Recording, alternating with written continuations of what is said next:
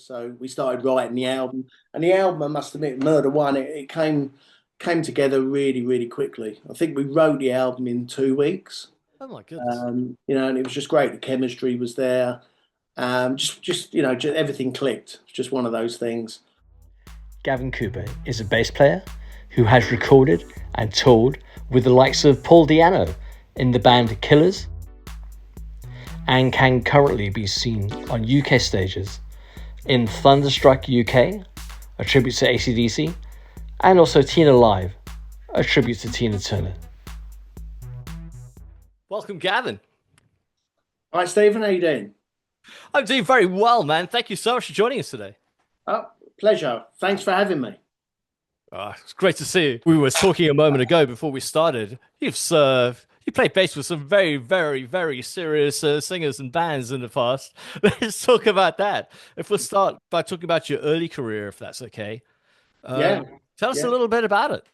Yeah, okay. So, well, going right back to the beginning, I started playing guitar when I was around 14 years old, and then got onto the bass at 16. And then the sole purpose really of just forming our own band, as a bunch of 15, 16-year-olds, and getting out and playing live, which is what we did around the Carshalton and Croydon area. Awesome. And funnily enough, the guitarist in my first band was Piers Walmsley, who's the guitarist in Tina Live. So fantastic. Yeah, I've known Piers for 40 plus years now, so a long time. So it's great to be playing with him again in Tina Live. It's really good, really good. So we from there really, around about the age of 19, 20 onwards, I actually got involved with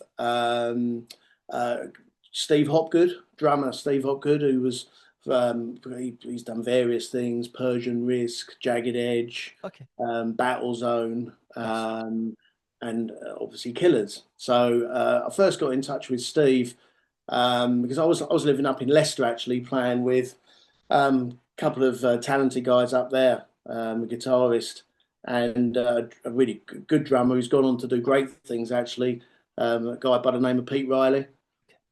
Great drummer. And so I was playing with those guys. We were about 19 then, up in Leicester, forming a band and playing around. And then I knew another guitarist up there who knew a vocalist called Rob Armitage. Okay. Rob Armitage was in Jagged Edge at the time with Steve and Mike Gray and Billy Kolk. Billy, who's the singer in Led Zepp tribute now. And basically, the chap I knew up there basically said to me, if he said I was speaking to Rob Armitage, and Jagged Edge had just done the Ozzy Osbourne tour at the time, when Zach was first in the band. Wow. And Ian said to me, he'd spoken to Rob, and Billy was exiting the band, I think, and they were looking for a new bass player. So he said, "Are you interested?" And I said, "Yeah, of course, yeah, definitely." They said, "Oh, you'll have to go back down south to audition." So I went down there and met with Steve and Rob and auditioned, and I got the job. And then we auditioned guitarists, and another really talented guy actually joined the band, Nick Burr. And he played with Lion's Heart in the past, and before then he was in a band called Idle Rich, who were quite big on the London scene and that. So so we were then we thought we were going to continue as Jagged Edge, but we actually changed our name to Passion. Okay. And we were managed by a company called Tasco, PA Lights and High, and they did PA Lights and High for everybody, basically, from Whitesnake to Motley Crue to Tom Jones to they did everyone at the time, and we were managed by them, and so through their management we managed to get on the Doro tour in 1989 in Europe, when she was promoting the Force Majeure album. So we did a full European tour supporting Doro and Warlock. So that was great. That was really good. And then that sort of came to an end. And then I think Steve at that point had got back in touch with Paul the Anno, and I'd met Paul through Steve. We Okay. used to hang out in London, go to the Royal Standard where Paul was always hanging out and various places. So I'd met him, and obviously Steve knew him from Battlezone days. Right. So Steve was talking to Paul, and Paul was looking to launch another project, and so that's when Killers was born, really. Right. So Steve asked if I wanted to play bass for Killers, so I said, yeah, yeah, great. So I had some ideas. I took the ideas. They were already in New York actually, so took my ideas with me. Flew out to New York, and then we had management out there, and then we were taken to upper state New York, Binghamton, a place called Binghamton, out of the way, nice and quiet to keep us out of trouble, and from the temptations of Manhattan, and so yeah, we were based up in Binghamton, and that's where we wrote the first Killers album, Murder One, Wow. and it all, in the band. Then we had there was myself, Steve, Paul, and then Nick Burr was on guitar, Okay. who'd been in Passion with us, so he was involved then, and another guy by the name of Cliff Evans, Okay. and Cliff had been in Tank previously. Right. So that was the five of us. So we started writing the album, and the album, I must admit, Murder One, it came together really, really quickly. I think we wrote the album in 2 weeks. Oh my goodness. And it was just great. The chemistry was there. Just everything clicked. It's just one of those things. We wrote the album, and then we went to Vermont actually to record it. Okay. Recorded it in Vermont, and then we went back down into Manhattan in New York, and we it was mixed actually at the power station, the famous power station. Oh my goodness. Yeah. So that, Wow. that was quite an experience, because at the time I was thinking I'd heard about the power station, and but didn't know that much about it. And then while I was there, you started seeing like flight cases with Nile Rodgers on the side, and then you find out that next door to where we were recording, and we did some of the vocals, we did do some of the recording there actually, and yeah, next door was Chaka Khan, and so yeah, it was a great experience. Great experience. When the album came out, I think that was 91. 91. Okay. Yeah, that was about 91. And then we went on tour with that album. We did a full world tour, really, all around America, Europe, etc. So yeah, Nice. that was great. That was great. And then we did the follow up.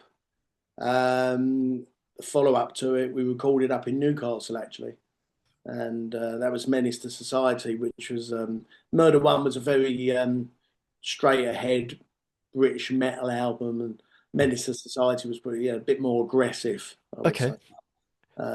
But yeah. So they were great times, great times. Come on, you gotta have some on the road stories from that lot on that tour. What was Yeah, that yeah. tour like in those days? Mm. It was great. It was great. I mean, touring America was really, really good. It's one of those things that not a lot of people get to do.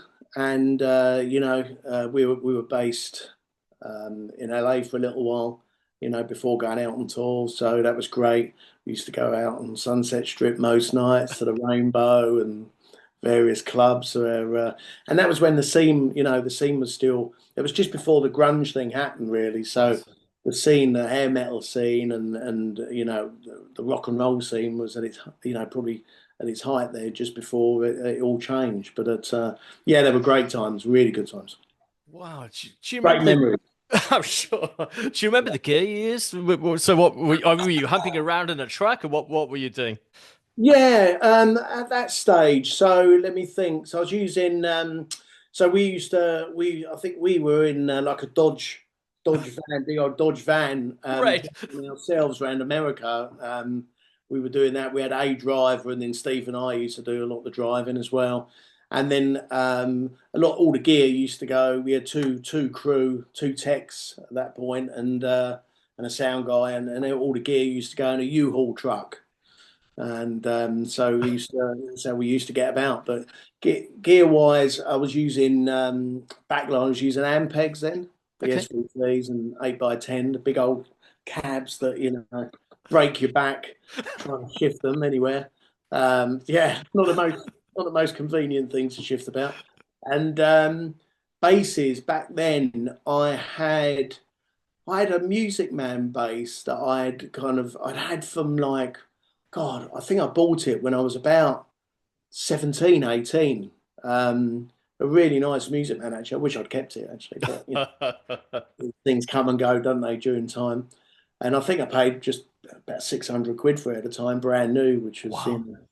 it was lovely. And I modified that and was using that as a main bass. And then at the time, I think we had an endorsement with Gibson as well. So I Okay. was using Thunderbird for a little while. Nice. And then when we went to Japan, I think we got an endorsement with Charvel Jackson as well. So I had a Okay. Charvel was a backup there as well, which I used some of the time. So yeah, Wow. that was it. Um, Yeah, really good because from America we went to Japan.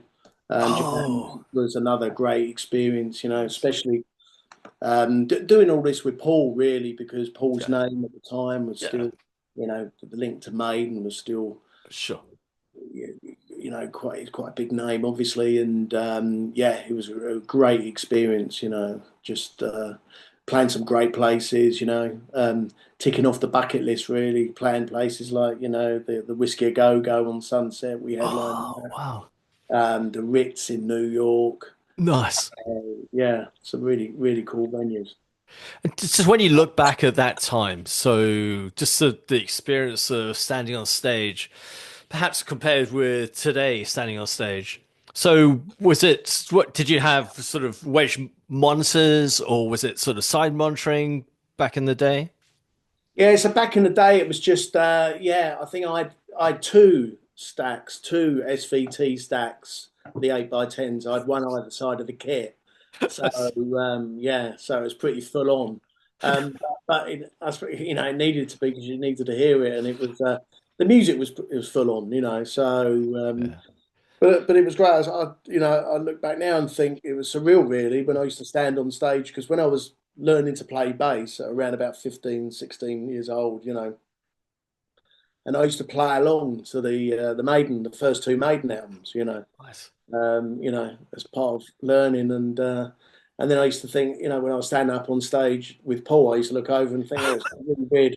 One minute I was in my bedroom playing along to these tracks, and now I'm sort of standing on stage next to the man himself. So it was, Wow. surreal, really. But great.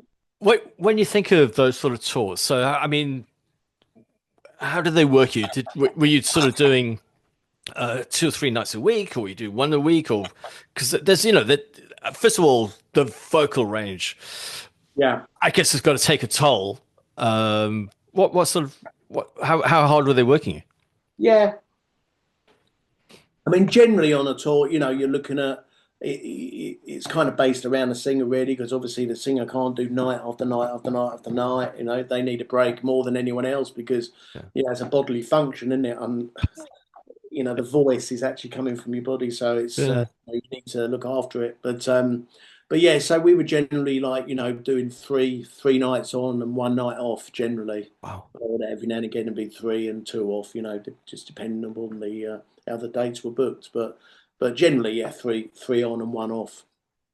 Fantastic. Sounds great. And do you remember sort of any of the sort of routines? Because of course, as I mentioned, the vocals, and I was listening to some of, I think, Murder One today. I was listening to that, and just the vocal gymnastics on that is incredible. Looking back on that, do you remember anything particularly about sort of the routines of Paul's preparation for those sort of shows? Um, Paul was quite a character, really.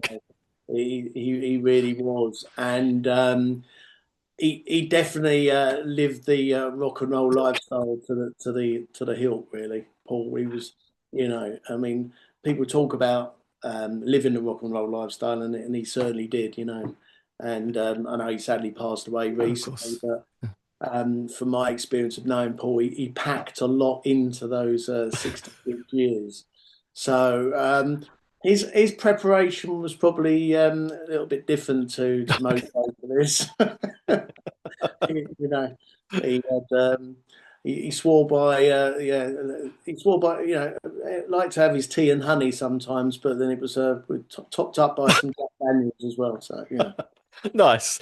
I think that's maybe that's what, and you know, and the cigarettes as well. But maybe that's what gave him that gritty edge to his voice as well. You know, so There was certainly a gritty edge. So you did the two albums. Did that go into Battlezone? right. So then after just trying to think now, after Killers, yeah. So Paul then when things came to a bit of a halt there with Killers, I think that's when he then looked at reforming the Battlezone situation. Yeah, and that's when I got involved with Paul again on the Battlezone side. But I didn't do loads. We did some sort of European shows, but I didn't do a lot with that lineup, to be honest with you, because the bulk of the Battlezone stuff had been done really sort of, you know, the Children of Madness album, and that Right. was pre-Killers in the Okay. sort of later 80s, and that's when, you know, which Steve was involved with. So yeah, I did a bit with Paul in the Battlezone, on the Battlezone stuff, but not a huge amount. Okay. Cool. And then tell us some about some of the other artists you worked with. So you were with you played bass with Lion's Heart for a while. Tell us a little bit about that. That's right. So after the Killers thing, yeah. So I got involved. Well, Nick Burr, actually, who'd played on the Murder One album. Right. He didn't tour with Killers, but he played on the Murder One album. Great playing on that album by Nick, by the way. And so he had when we were touring with Killers, he'd then gone off to join Lionheart at the time with Steve Grimmett. And I think the Owen brothers were on bass and guitar at the time, two brothers, and they were doing quite well, you know, planning. They doing particularly well in Japan, I think. Okay. And actually, I can't remember. Yeah, there was a chap called Zach Bajon on bass at the time. But before I think Zach joined, Nick had asked if I was interested in joining Lionheart at that point. But I was doing the Killers thing, so I said, I'm committed to the Killers Yeah. work, so I wasn't able to do it. So then, you know, fast forward a little while later, after Nick had been involved on the Killers thing, and as had I, and then that had gone by the wayside, and then Nick was then. Was he involved in? Oh, that's right. No. Before then, before the Battlezone thing, I got involved with a Steve Grimmett and Nick Burr on an album. We did put together an album called Friction Okay. under the name of Friction, and it was just a one-off album with Steve Grimmett. Okay. And then it was following that. I think Steve. That's right. Steve was looking to put Lionheart back together. And put a lineup together, and I think I can't remember the bass player at the time, but it wasn't working out. So I got a call from Steve actually one night, one evening, I remember, and they were recording some tracks, and he said, "Would I come down and put some bass down?" So I drove down to the West Country where they were recording this stuff and put some bass down, and then. At that point, he said, "Would I be interested in doing some more with him, with some live work and that, following the release of that album?" So that's what I did. But again, Steve was another great vocalist, you know, really powerful voice, and another one who's, you know, sadly passed away. Yeah. I was listening to that today. What a powerful voice that he had. I'm definitely going to listen to some more of that. Wonderful work. Yeah, he did. brilliant voice. Yeah. Excellent. So, just as far as the sort of recording and the touring stuff, when you look back on that, what was your sort of favorite things to be part of? What was the project that really got? Oh, that was great. Yeah, I think. I mean, I don't dislike recording, but I guess I've always been. I've always preferred playing live. I think Okay. that's where it's at when you're up on stage in front of an audience, and that to me is where the buzz is. So I guess that's it for me. It was up there playing live, and like I said before, touring the States. Playing those particular venues that I'd always dreamt about playing. Yeah. Japan again, we played some great venues in Japan, and yeah. I mean, it's all just been really good, actually, really good memories, and I feel lucky to have been part of it, really. Fantastic. Well, it's about lack of hard work, mostly hard work, right? Yeah, you got to put the work in, and I guess as a musician you've got to want to do it, haven't you? Because at times it's you're not in the easiest of situations sometimes, with traveling, and especially when you're getting started, you have to pay your dues, as they say. Excellent. Let's bring it a little into today then. So, Thunderstruck, the AC/DC tribute. Yeah. Uh, so, bit of a theme here. Some rock going on there. Tell us a little Yeah. bit about how you joined that, and a little bit about that show. Yeah, so again, Steve Hopgood, who I was in Killers with, the drummer. So he was he put together the Thunderstruck AC/DC tribute band about, I think he put it together probably about 12, 14 years ago. And he had another, because I'd kind of taken a little bit of a break then, and seen Steve for a little while, and then. I think it was around about sort of 2014, around that time. I was on holiday, and we kept in touch, Steve and I, and I got a phone call, and the bass player was leaving, or he wasn't interested in continue. So Steve said to me, was I interested in doing the AC/DC tribute? And so I said, yeah, definitely. I'd not done a tribute before, actually. Okay. So it was new territory for me, but love AC/DC, great songs, great bassist, Yeah. Cliff Williams, brilliant songs. And so I said, yeah, it'd be great. So I've been doing it ever since. So yeah, about 11 years now. No, yeah, 11 years this year. So. Fantastic. And of course, AC/DC, the bass and the drums are so locked in, aren't they? Oh, they are. Yeah, definitely. And it's deceptive, actually, because a lot of the time people think it's kind of easy material to play, and okay, on the principle of it might be fairly simple, Yeah. but even in some of it, when you listen to it, the arrangements are more complicated than you think, But that's the artistry of Malcolm Young, isn't it, and his writing. But the bass and drums, that rhythm, and the rhythm guitar, that rhythm section is totally locked in, and it's trying to get that groove that Yeah. AC/DC get, with Malcolm Young when he was alive, Phil Rudd and Cliff Williams. Those three was just they just had such a groove, and brilliant stuff. So it's not easy to replicate. No. Uh, No.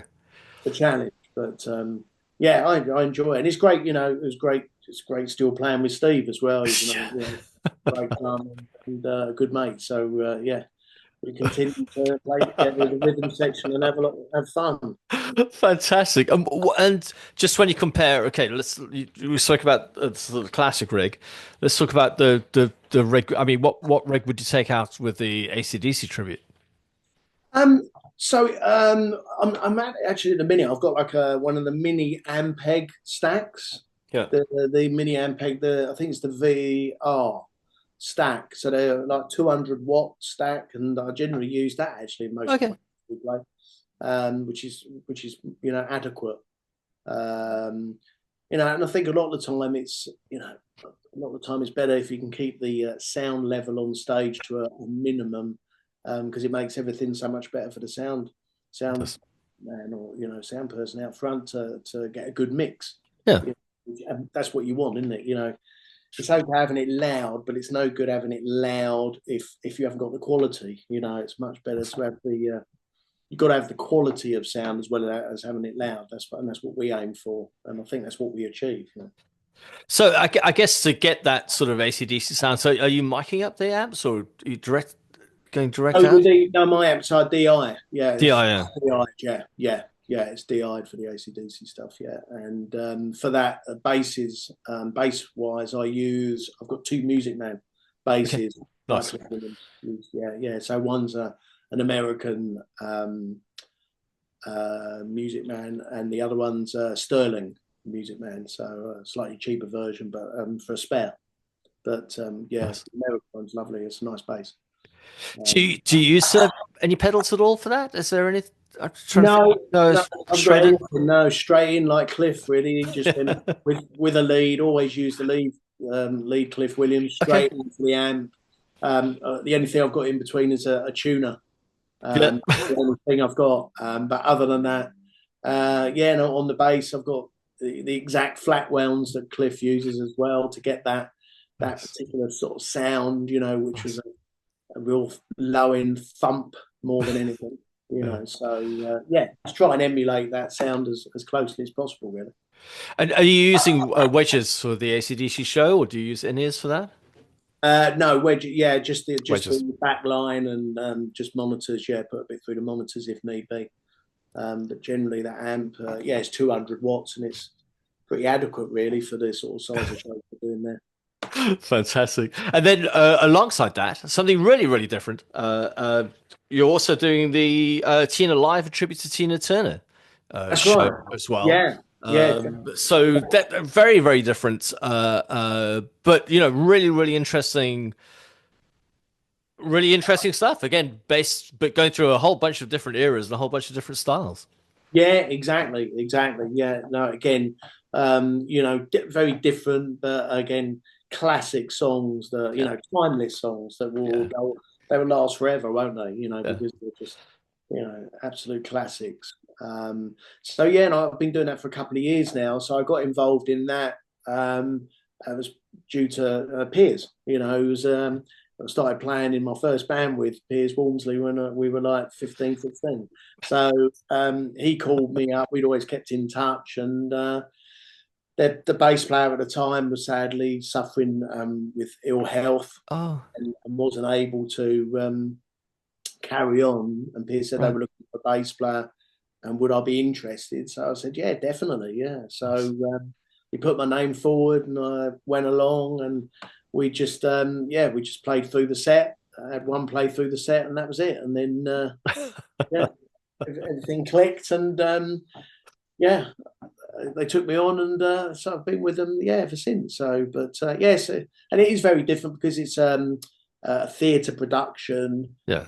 We're changing it a bit this year, but until now it's been sort of telling Tina's story really of her life, and we've got dancers as well, and backing singers, nice. Drums, bass, keyboards, guitar. So it's quite a big production and good, and we've got the VT screen behind as well. Nice. With images. So it's a good production. So we're mixing it up a bit this year with change of costumes and a few different songs. And we kick off this year's tour. I think it kicks off on March the 14th. Precisely. Coming soon. March 14th, the Charles Cry in Carshalton, which is local, not too far away from me actually. Up there. And it sold out. The first one of the year sold out. So it's a good start. That's a great start. To the year. It's just as far as the gear you're using for that. Is that a lot different from the AC/DC show?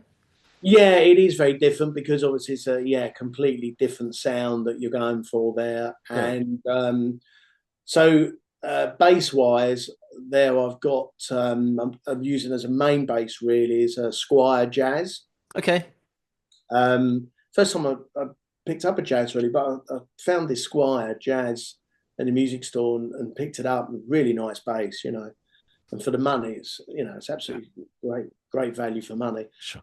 And I've just modified that really a little bit. I've put the MGX pickups in it. I've got a badass bridge on it. It's a bit more solid. Okay. And then I've since changed the tuning machines as well, because the original ones were a little bit flimsy. So I've changed those and put a D tuner Okay. on it, so you can tune down, and then Okay. flip. You can tune down, but flip with the lever, and it goes down to like C sharp or D, and then you Okay. can flick the lever back up, and then you're back in E. Wow.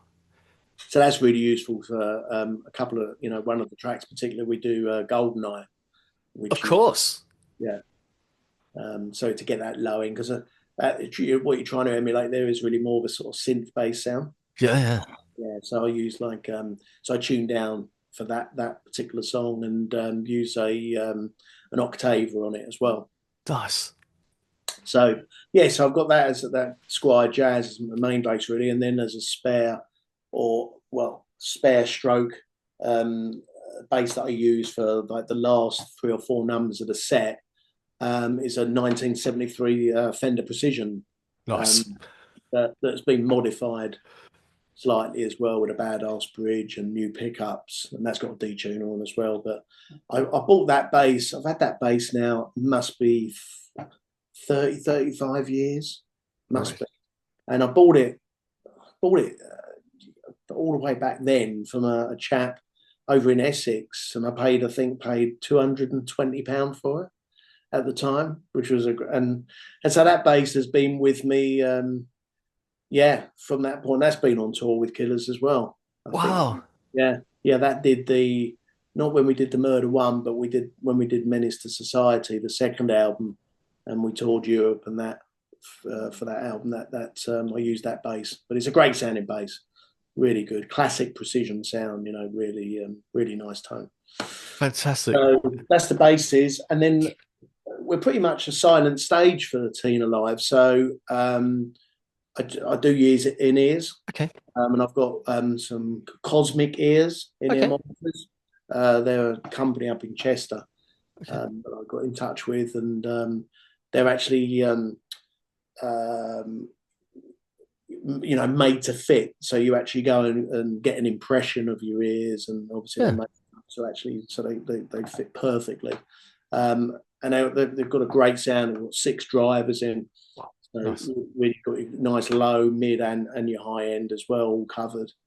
And I don't have an amp on stage now. I was using the small Ampeg at first, but I've just now bought an Ampeg SGT DI amp DI box, effects box, which is great. So it's a new thing that Ampeg have bought out. Well, I'll say new, 2 or 3 years ago, I think.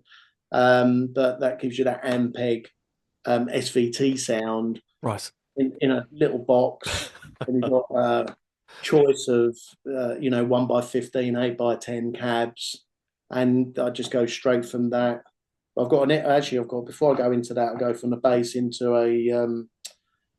the Boss GT1B effects module. So I use that for the octaver, etc. And then I go from that into the Ampeg SGT DI, and then obviously straight into the out front. Nice. Do you use a wireless system? No, I did years ago. When I was probably a bit more lively on stage, jumping around, etc. But as I got older, I've calmed down a bit now. So so I just use a lead actually, and I kind of, I don't know, I kind of like the lead solid, isn't it? It's solid. It's a little bit more reliable, I think. Dependable. There we go. Excellent. Thank you.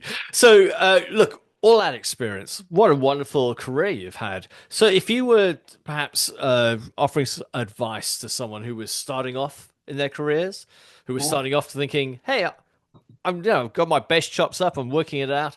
I want to play pro." What advice would you give somebody starting out? Yeah, I think obviously you've got to practice, haven't you? It's like anything, you've got to practice these things to a degree. The other thing is obviously listening to lots of different players is great. Yeah. Obviously, everyone draws influences, don't they, and uses those influences in their own plan and putting their own slant on things.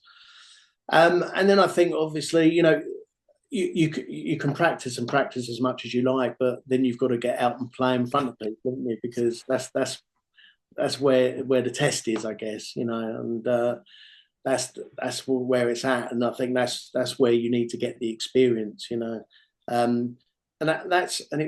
think it's kind of sad, sad now. I think where there aren't so many venues for young up and coming bands and musicians to play. I know they've got social media and that to use, which is great, and we didn't have that back in the day. So the only thing we could do was get out and play in front of people. But I think now you've got social media, and if you can get out and play as well, then all the better. But unfortunately, there aren't the number of venues that there once were.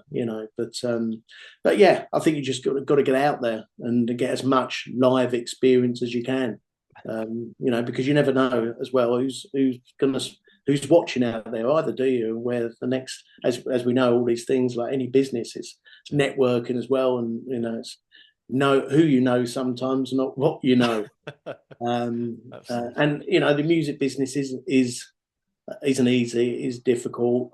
It is a bit of a lottery, but like the lottery, if you've got to be in it to win it. If you don't buy a ticket, you can't win.